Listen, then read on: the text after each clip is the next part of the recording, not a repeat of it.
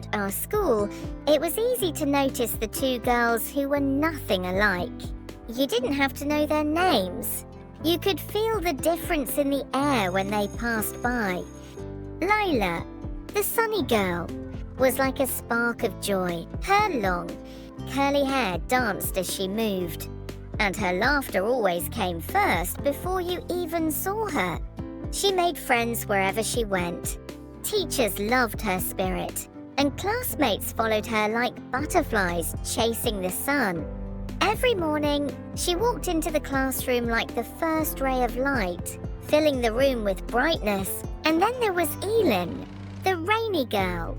She always came early but sat in the far corner by the window, sketching quietly in her notebook.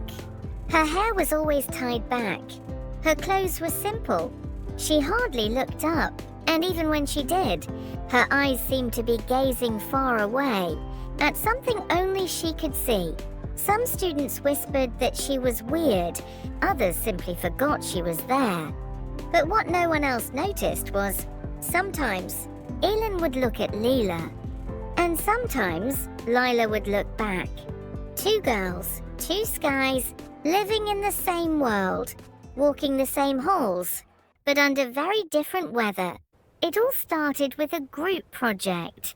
Our teacher randomly picked the pairs, and when the names were read out, Lila and Elin, the whole class went silent for a second. Then came the awkward chuckles. Lila smiled politely. Elin didn't say a word. They sat together for the first time, side by side at the back of the library. Lila tried to start the conversation. So, should we do a poster or a video? Elin looked up briefly and answered, Poster's fine. It wasn't much, but it was a beginning. Over the next few days, they met again and again, in the library, after school, under the tree in the courtyard. Lila brought markers, stickers, and colored pens. Elin brought careful sketches, outlines, and quiet ideas that somehow made everything better.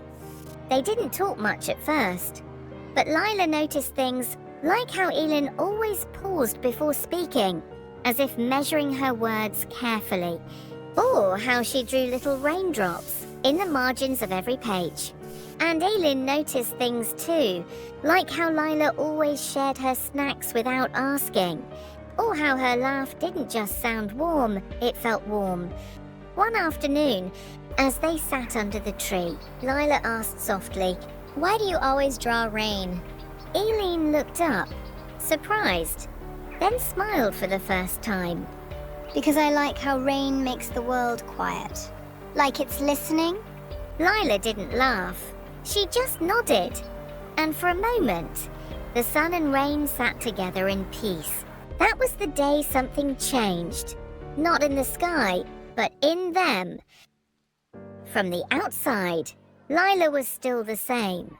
The girl who waved to everyone in the hallway. The one who always had perfect grades, perfect smiles, perfect everything. But Elin could see what others didn't. How Lila's smile sometimes shook at the edges. How her laugh was just a little too loud, like it was trying to cover something up. One day, while working on their project in Lila's room, Elin noticed a picture on the desk. A framed photo of Lila with her parents, smiling at some event, but it was dusty, slightly tilted, and oddly distant from everything else. Your parents? Elin asked softly. Lila froze for just a second. Yeah, they're busy. Always busy. Elin didn't push. She just looked at her and said, You don't have to pretend with me. That's when Lila did something unexpected. She cried. Not loudly, not dramatically, just quietly, like summer rain that starts before you even notice the clouds. I'm always the happy one. Everyone expects me to be fine. So I have to be... Elin handed her a tissue, then said gently, You don't have to be the sun all the time.